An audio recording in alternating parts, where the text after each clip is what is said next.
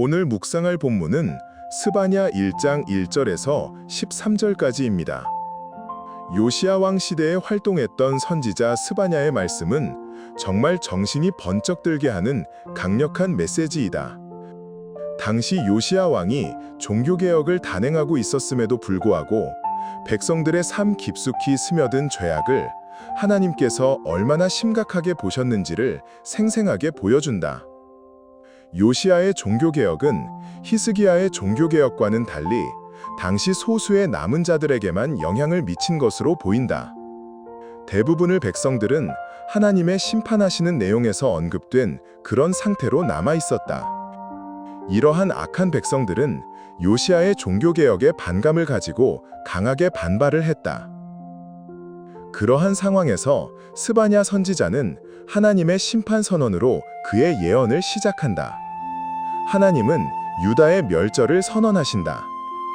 인간이든 짐승이든 간에 모든 것을 진멸해 버리시겠다고 말씀하신다. 번영을 위해 하나님의 법도를 버리고 풍요를 위해서라면 온갖 우상을 다 쫓아다녔던 자들, 남을 넘어뜨리는 자들, 악한 자들, 그러면서도 주를 등지고 돌아선 자들, 주를 찾지도 구하지도 아니한 자들 모두에 대한 심판이다. 주님은 이 심판의 날을 희생 제물로 비유하여 말씀하신다. 타락한 유다의 관료들과 귀족들이 그 제물이 될 것이다. 이들은 문지방을 건너뛰는 자들, 즉 이방 종교의 미신적인 풍습을 따라하는 자들이었고 폭력과 속임수를 써서 부당이득을 취하는 자들이었다. 또한 주님은 무자비하게 수탈하는 방식으로 재물을 쌓으면서도 하나님을 전혀 두려워하지 않는 유다의 상인들과 부자들 모두도 동일하게 심판하신다. 과연 하나님의 심판은 참으로 엄중하고 철저하다. 여기에는 하나님의 백성도 예외가 되지 않는다. 특별히 오늘의 말씀 중에서 내가 등불을 켜들고 예루살렘을 뒤지겠다고 하시는 말씀이 내게 큰 울림으로 다가온다. 사도 바울이 이런 고백을 했다. 나는 내가 하는 일을 도무지 알 수가 없습니다. 내가 해야겠다고 생각하는 일은 하지 않고 도리어 해서는 안 되겠다고 생각하는 일을 하고 있으니 말입니다. 또한 나는 내가 원하는 선한 일은 하지 않고 도리어 원하지 않는 악한 일을 합니다. 라고 고백했다.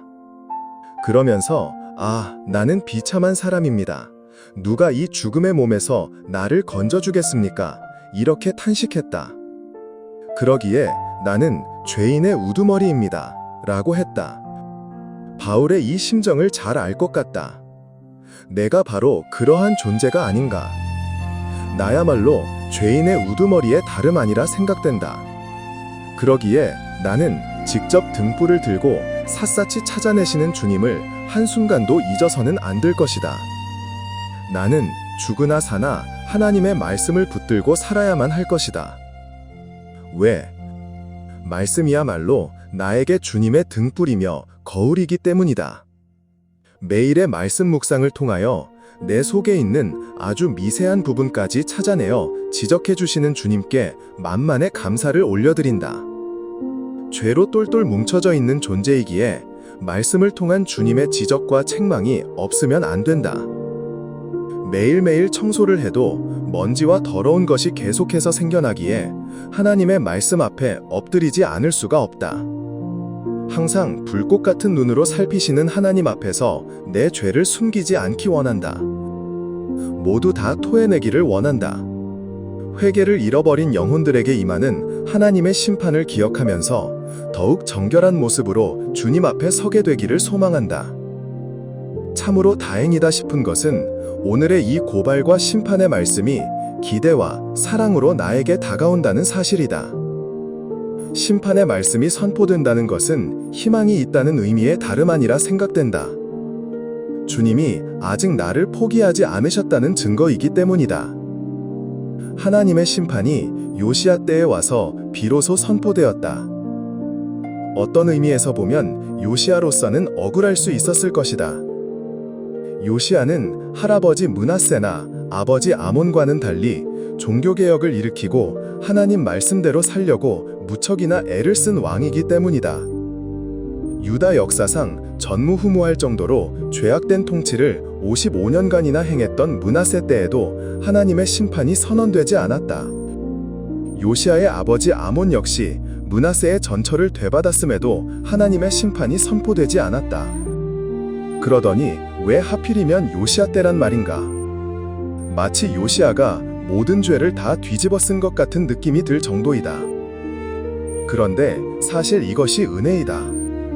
하나님의 심판이 선포되었다는 것은 그 심판의 메시지를 들을 만한 귀가 있다는 말이기 때문이다. 또한 침묵으로 일관하셨던 하나님이 그 침묵을 깨고 이제 말씀을 하신다는 의미이기도 하기 때문이다.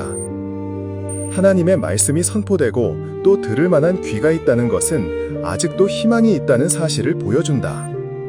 지금이라도 돌이킨다면 하나님이 용서하시고 돌보아 주실 것이라고 하는 간접적 선포이기 때문이다. 가능성이 없다면 아예 침묵하셨을 것이다. 그러므로 매일의 말씀 묵상을 통하여 하나님이 나의 약하고 부족한 부분을 지적하시고 책망하여 주시는 것이 얼마나 큰 은혜인지 모른다. 나를 향한 따끔한 회초리야말로 사랑이고 기대이니 말이다. 여전히 나를 포기하지 않으셨다는 선포에 다름 아니니 이 얼마나 감사한지 모른다.